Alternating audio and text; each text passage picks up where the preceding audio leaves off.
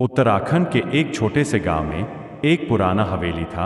Verma villa कहते हैं। उस हवेली में कोई नहीं टिकता।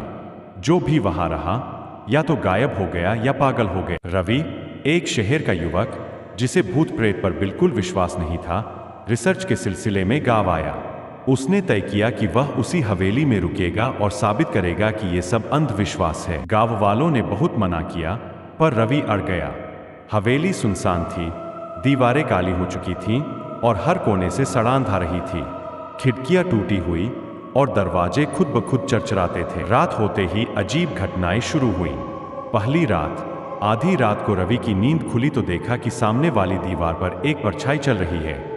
उसने समझा शायद कोई पेड़ की शाखा होगी, लेकिन अगली ही रात वो परछाई दीवार से उतरकर जमीन पर आ गई।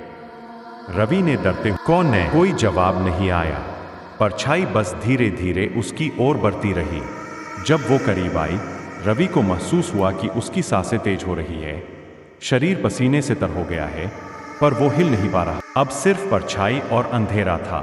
तभी जोर से दरवाजा बंद हुआ और हवेली में एक भयानक चीख गूंजी। सुबह गांव वाले रवि को देखने गए तो देखा कि दरवाजा अंदर से बंद था। कई बार आवाज देने के बाद भी कोई जवाब नहीं आया। जब दरवाजा तोड़ा गया तो रवि कमरे के कोने में बैठा था। आंखें फटी हुई, मुंह से झाग निकल रहा था और वह बड़बड़ा रहा था, वो मुझे लेने आई। उसके सामने दीवार पर काली राख से लिखा था, अब कोई और आएगा। रवि को शहर के मानसिक अस्पताल में भर्ती करवा दिया गया। आज भी वो सिर्फ एक ही बात दोहराता है, परछाई कभी अकेली नहीं होती। गांव वाले अब उस हवेली के पास भी नहीं जाते।